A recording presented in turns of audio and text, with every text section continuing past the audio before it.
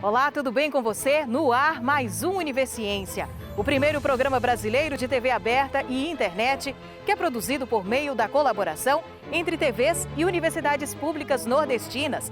Aqui a gente acompanha as pesquisas científicas que são produzidas no Nordeste brasileiro. Vamos conhecer os destaques de hoje? E a batalha da ciência contra o coronavírus continua. Pesquisadores da Universidade Federal de Pernambuco realizam sequenciamento genômico do vírus da Covid-19. Na Universidade Estadual do Sudoeste da Bahia, os cientistas conseguem detectar antecipadamente o cio da vaca através do comportamento alimentar do animal. E veja também, pesquisadores da Universidade Federal do Ceará desenvolvem um sistema sensorial óptico para o monitoramento de dutos de transporte de gás natural.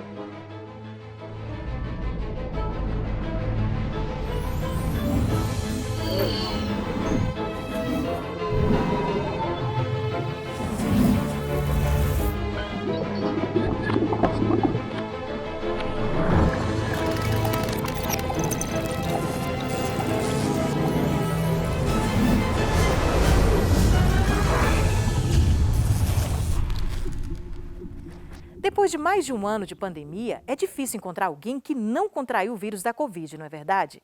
Mas agora a questão vai mais além. Você conhece alguém que contraiu o vírus 2 vezes?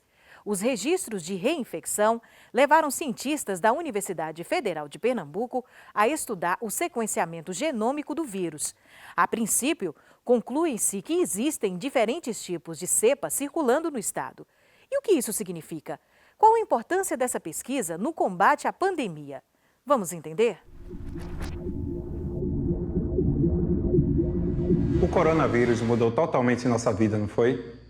A gente teve que se adaptar a essa nova realidade e entender como um vírus se espalha. Hoje vamos falar sobre sequenciamento genômico de cepas do coronavírus.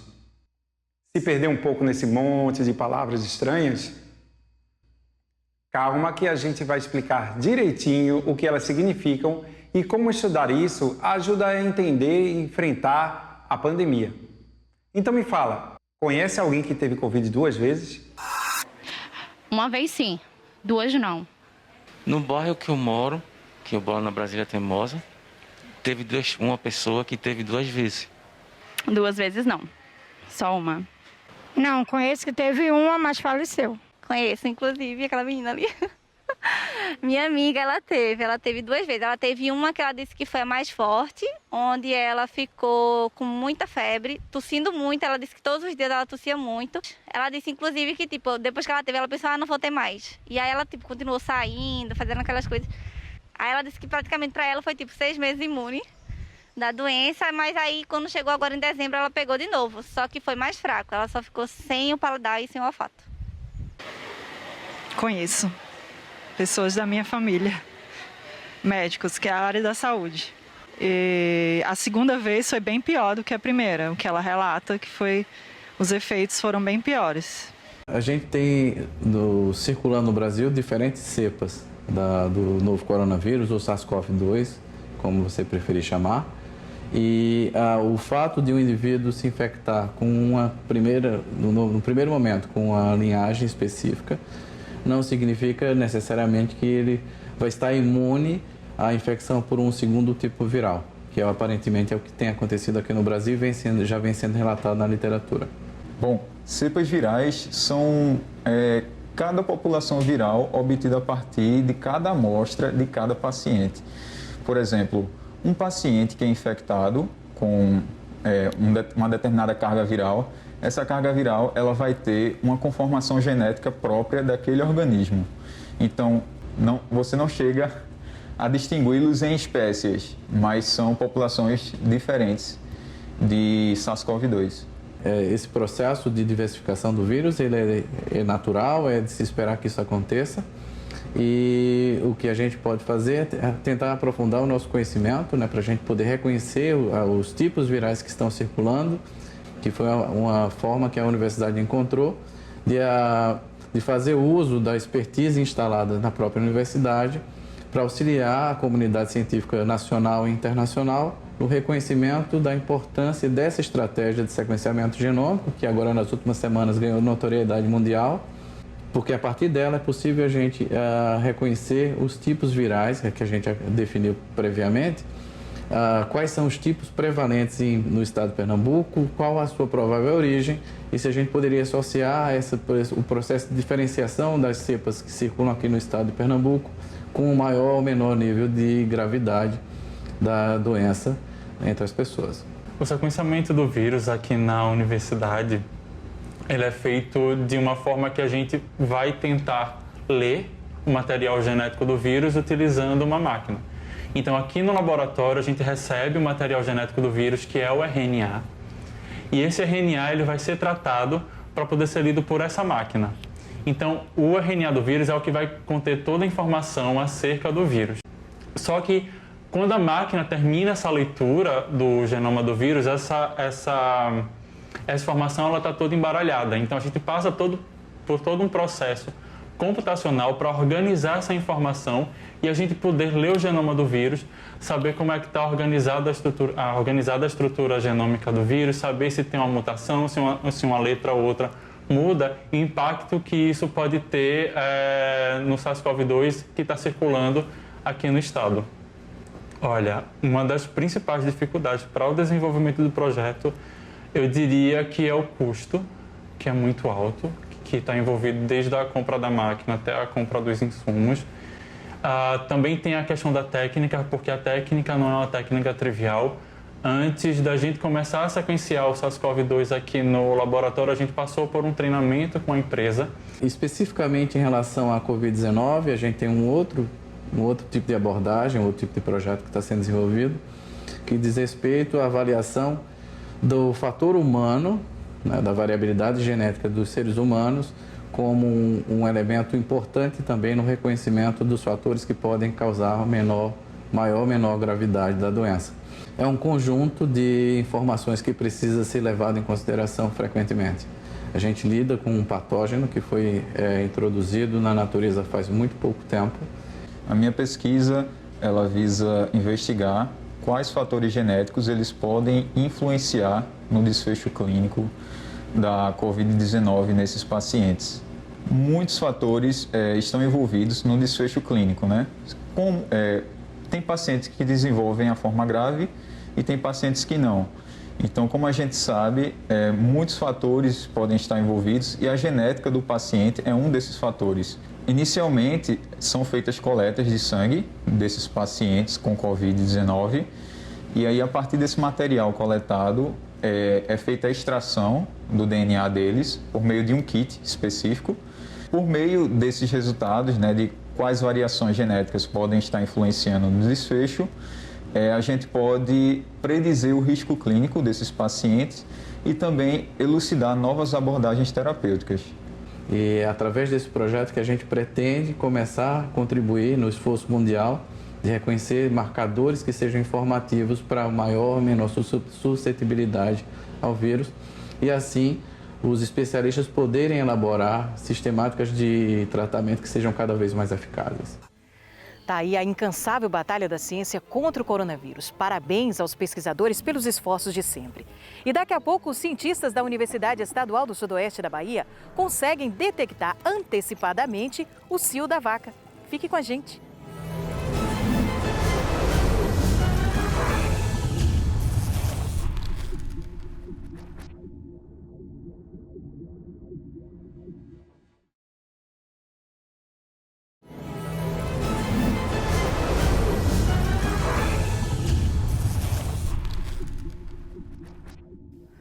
Identificar o cio da vaca ajuda muito na reprodução do rebanho e, claro, melhora o desempenho econômico dos produtores. Uma técnica comum é a observação visual.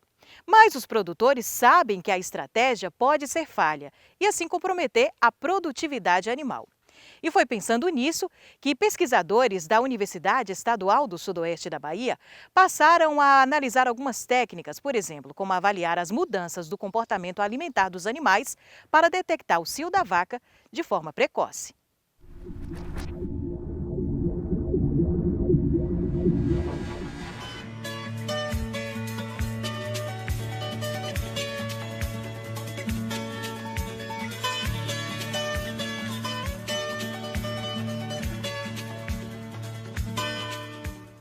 A pesquisa ela surgiu em parceria entre a UESB, a Embrapa Gado de Leite, a Universidade Federal de Minas Gerais e a Universidade de Wisconsin.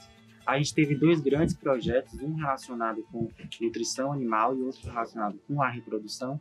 E o que a gente viu foi que existia diferença no dia do cio no comportamento ingestivo. Então a gente resolveu estudar essa alteração para a gente conseguir identificar se a gente conseguiria captar essa variação através do comportamento ingestivo desses animais.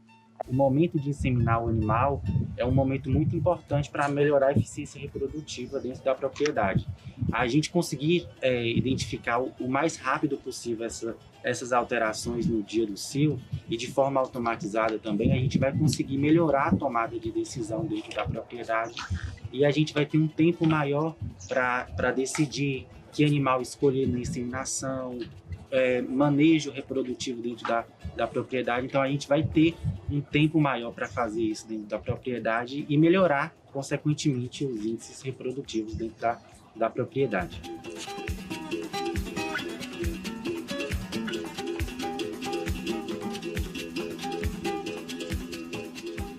A princípio, a gente teve a observação visual como padrão ouro, digamos assim, que foi a forma que a gente identificava dentro das novilhas o momento em que a novilha estava em cio, e a gente teve o monitoramento contínuo do comportamento alimentar desses animais através de coxos eletrônicos.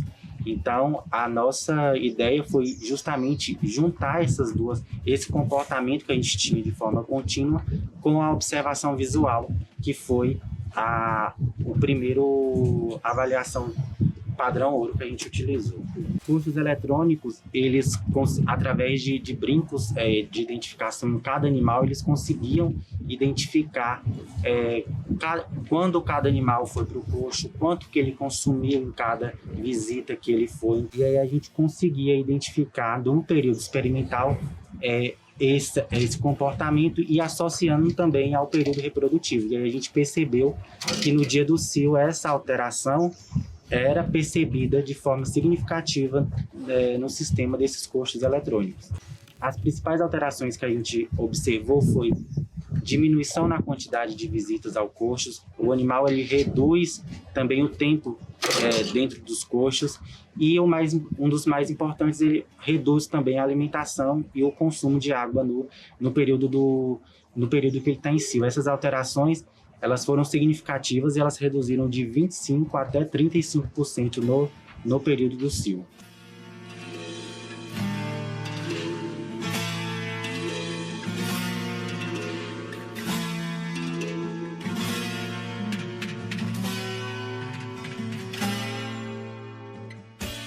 O período reprodutivo cio da vaca ele vai durar em torno de 18 a 21 horas, então é um período mais curto que precisa ser identificada essas alterações para que a gente possa conseguir inseminar esse animal no período correto, para que ela possa gestacionar e emprenhar e, consequentemente, entrar no período de produção de leite. Essa pesquisa ela foi realizada na Embrapa Gado de Leite, em Coronel Pacheco, e teve todo esse suporte tecnológico. Foi uma equipe multidisciplinar associada a essa pesquisa. Então, a gente teve pessoal da área de nutrição, da área de reprodução, da parte de TI também, para poder fazer os modelos matemáticos. Então, todo esse pessoal foi fundamental para a gente conseguir fazer esse trabalho. A parceria com a Universidade de Wisconsin, ela veio através da necessidade de inserir a inteligência artificial no nosso trabalho. Então, a gente tem um laboratório lá do professor João Dória que colaborou com a gente, que foi fundamental para a gente conseguir identificar essas alterações e provar de forma científica todas essas mudanças.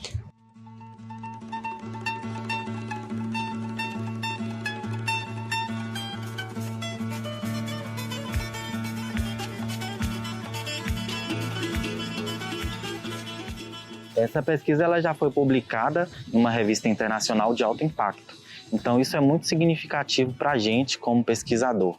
Ela vem trazer uma evolução, né, de onde a gente já pode chegar, e a junção de duas outras atividades, tanto reprodutivas como de consumo alimentar, juntando, fazendo,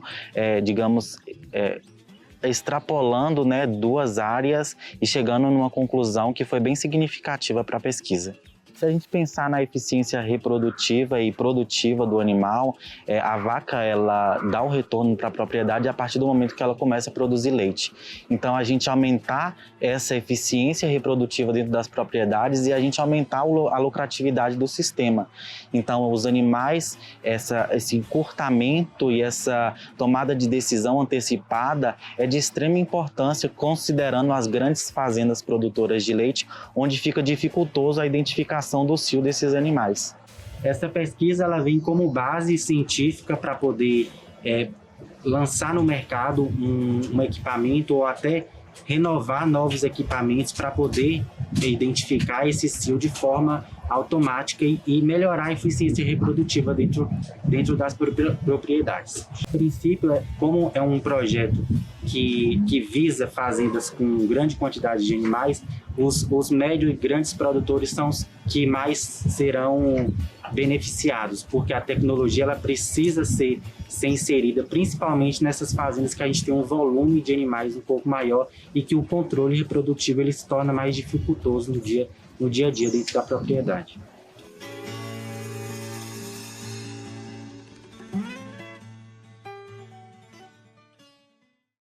O manguezal de Garapuá, localizado no município de Cairu, na Bahia, foi um dos locais da costa nordestina atingidos pelo derramamento de óleo no final de 2019. Desde então, moradores da localidade retiram toneladas de óleo de forma manual. E apesar do esforço, resíduos químicos continuam presentes, afetando o manguezal. E é aí que entra a contribuição da ciência. Pesquisadores, ex-alunos da UFBA e também diversos parceiros criaram um projeto Bioação Garapuá para combater os males causados por esses resíduos.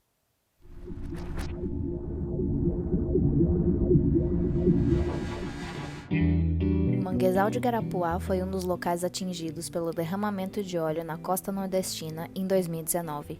Ainda hoje, substâncias químicas continuam presentes nas águas do Garapuá, prejudicando o seu ecossistema. Para acabar com esses resquícios, a produtora cultural Lívia Cunha e o jornalista Vitor Uchoa idealizaram um projeto Bioação Garapuá, que tem como objetivo restaurar o manguezal utilizando a fitorremediação, processo patenteado pela UFBA. Eu e Lívia Cunha, que é a minha parceira na coordenação do Bioação Garapuá, nós frequentamos a localidade de Garapuá há cerca de 10 anos, né? E ali criamos uma relação afetiva mesmo com a comunidade, de troca, de presença, de contato. E durante o desastre, né, do derramamento de óleo, nós estivemos sempre trocando informações com moradores da comunidade, inclusive fizemos uma mobilização entre amigos, outros frequentadores, conseguimos reunir recursos para mandar para lá EPIs. E aí, no momento que surgiu a oportunidade de propor um projeto que visasse a mitigação dos impactos dessa tragédia, logo a gente pensou na aplicação desse método desenvolvido por professores da UFBA. Esse é um projeto voltado para a recuperação de manguezais impactados por petróleo, né? Resultado de um esforço aí do grupo de trabalho de mais de 10 anos. E durante esse período de 10 anos de trabalho, né, de pesquisas na Universidade Federal da Bahia, principalmente geociências, nós desenvolvemos uma patente de fitorremediação. Basicamente é um sistema que utiliza plantas capazes de remover poluentes presentes em sedimentos e águas, principalmente poluentes do petróleo. Esse sistema ele simula a hidrodinâmica de um ambiente de manguezal e dessa forma a gente consegue visualizar a atuação das plantas e dos micro-organismos. Essas plantas inicialmente elas são cultivadas em laboratório, né, aclimatadas, digamos assim, nesses sistemas e em seguida essas mudas, essas plantas são inseridas na área que sofreu derramamento de óleo. Em campo, nós iremos monitorar a atuação dessas plantas já aclimatadas em laboratório, que irão remover os poluentes que foram derramados nessa área de manguezal durante o acidente de 2019. Manguezais são ecossistemas costeiros de relevada importância, pois suportam uma rica diversidade de fauna e flora e agem como berçário de organismos marinhos, além de desempenharem fundamental papel na exportação de matéria orgânica para os estuários. Com relação à pesca, o manguezal e outros ecossistemas costeiros produzem mais de 90% dos alimentos que o homem captura do mar. Nossa instituição integra a capacidade técnico-científica instalada há aproximadamente 19 anos. Essas técnicas desenvolvidas a nível laboratorial têm potencial para serem replicadas em maior escala nos ambientes afetados, restaurando consequentemente o ecossistema.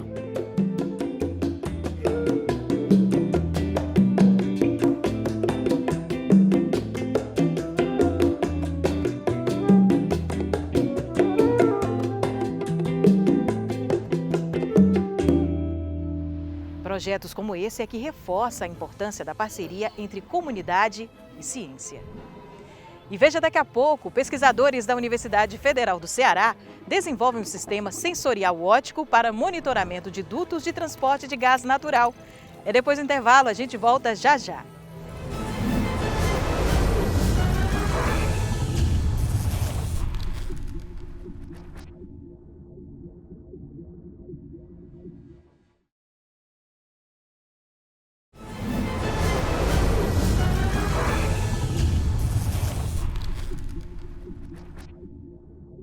Agora olha só que interessante, pesquisadores da Universidade Federal do Ceará desenvolveram um sistema sensorial óptico para monitoramento de dutos de transporte de gás natural.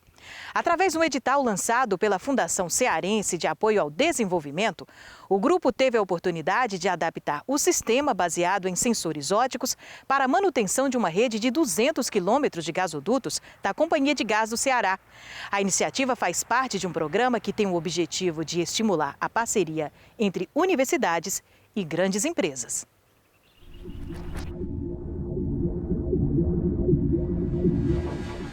Algumas parcerias já nascem grandes. Um trabalho que uniu a Universidade Federal do Ceará e a Companhia de Gás do Ceará vai possibilitar a manutenção da rede de 200 quilômetros de gasodutos que cruza o estado. O gás, para chegar, né, nos nossos clientes, ele parte de um determinado ponto de entrega, onde nós recebemos o gás dos nossos supridores e levamos esse gás até o cliente final, né?